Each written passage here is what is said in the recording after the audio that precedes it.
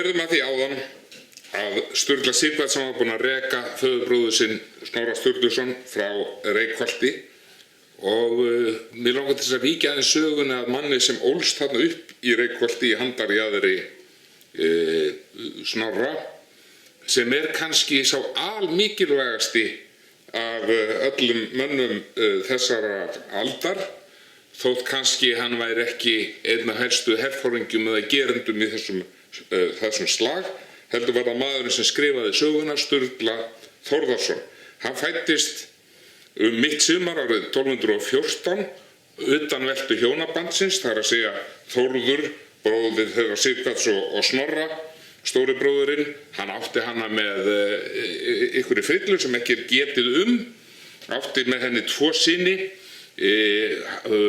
Það bendir allt til þess að hann hafi strax verið tekinn í fóstur hjá ömmu sinni, móður þeirra bræðra, Snorra, Þórðar og Sighvats, Guðnýju Böðvarsdóttur, þeirra stórmerkilegu konu. Og hún verður þegar hann á barnsaldri og orðin ekkja, þá tekur hún við einhvers konar búsforráðum í Reykholti og þannig að þangað Sturla Þórðarson kominn.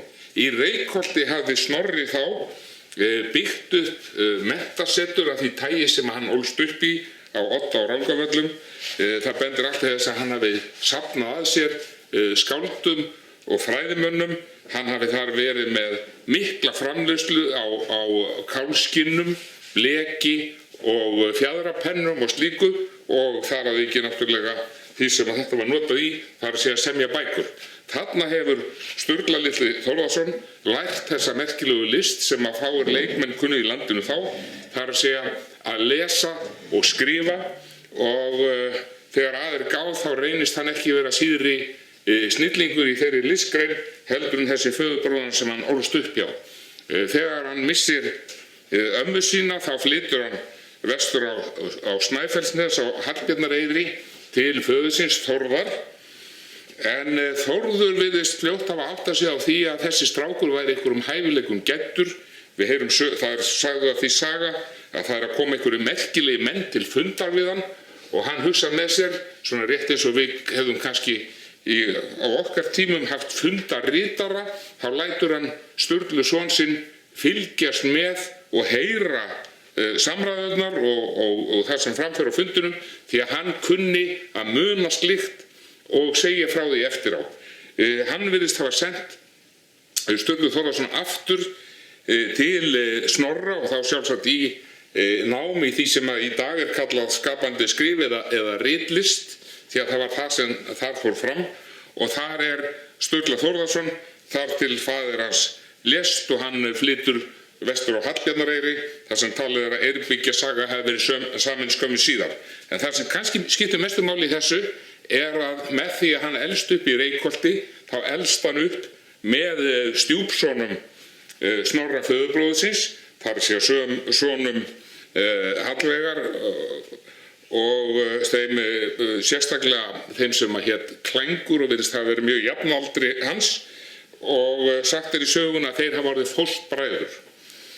Og fóstbræður eiga sjálfsögðu að gæta hvers annars, en nú svo komið sögu að Klængur farinn úr Reykholti og sestur að eða komin í lið með Gissuri föðurbróður sínum sem að réð mestu á Suðurlandinu. Á Norðurlandinu, þar að segja í Skagafirðinum, réði öllu fanturinn sem áður var getið og stórmennið, Kolbeinn ungi, og Sturla Sighvatsson búinn að ryðja Snorra úr vegi og á nú í rauninni bara þessa 2 eftir, Gissur og svo Kolbeinn unga, þá hann orðinn allsráður í landinu af því að hann telur. Og nú leggur hann á ráðinu það að fara gegn Gissuri. Og hann safnar að sér liði náttúrulega, ættingja sinna og liðsmanna, og einn þeirra Sturla Þórðarson. Hann boðar til fundar við sig, Gissur Þorvaldsson, á þekktan fundarstað sjálfsagt notaður í tengslum við þinghaldið. Þetta skammt fyrir austan Þingvelli við Apavatn. Þar svona minniháttar þingvöllur, þar sem að lækur rennur í gegn og með brekkum beggja megin. Þangað boðar hann Gissur Þorvaldsson til fundar við sig vorið eða á Hvítasunnu 1238 með það í huga að ná á honum taki og ryðja honum úr vegi, líklega á þann hátt sem að konungur hafði talað við hann, annarkvort að helst að reka hann úr landi eða þá drepa hann ef að annað dygði ekki. Gissur, sem hafði verið fram að þessu, jafnan lýst í sögunni sem friðsemdarmanni sem vildi halda sig utan við deilur. Hann á ekki von á öðru en þeir alltaf ræðast við á þessum fundarstað eins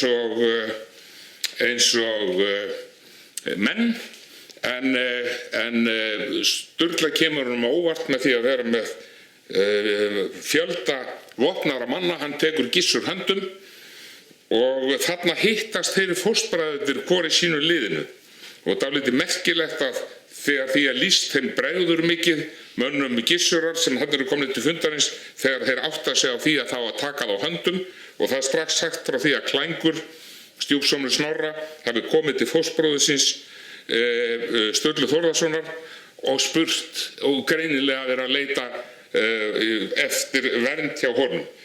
Sturla er þarna komin með Gissur á sitt vald, en nú er eins og hann veit ekki almennilega hvað hann eigi að gera.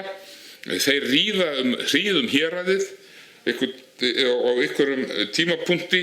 Þá segir sagan sem að Sturla Þórðarson skrifaði, og hann var þarna með og sjálfsagt við hlið Sturlu Sighvatssonar frænda síns, að hann hafi stoppað hestinn og hugsað sig og var mjög grimmur á svipinn, og þar var hann greinilega að ráða það við sig hvort hann ætti ekki bara að drepa Gissur. Hann lætur samt ekki verða af því, heldur lætur hann Gissur heita sér griðum, látur Gissur afsala sér öllum völdum. Það síðan farið með Gissur austur í sveitir þar sem hann er settur í varðhald, þar til næsta skip siglu utan, og nú heldur Sturla Sighvatsson að hann sé orðinn hæstráðandi á Suðurlandi. Gissur búinn að afsala sér öllum völdum. Það er eins og hann trúi því að þar með séu mótþrói Sunnlendinga úr sögunni. Hann kemur í Skálholt og sjálfsagt nokkur rogginn með sig, hitti þar einn af bræðrum Gissurar sem er allur hinn þverasti og öfusnúinn, eins og Sturla skilji ekkert í því. Hann heldur síðan vestur á land, en hann er ekki fyrr farinn úr Skálholti en að Haukdælir og Sunnlendingar senda út 2 flokka. Annar þeirra fer í suðurátt og sækir Gissur úr varðhaldinu. Hinn flokkurinn fer dagfæri og náttfæri yfir Kjöl, norður í Skagafjörð. Þar hittaði fyrir Kolbein unga og þar ráða þeir með sér Sunnlendingarnir í Árnesþingi og Kolbeinn ungi og hans menn í Skagafirði að nú skulu þeir standa saman gegn þessum yfirgangi Sturlu Sighvatssonar og ekki slíta sínu bandalagi fyrir en annarkvort væri fallinn Gissur eða þeir tveir.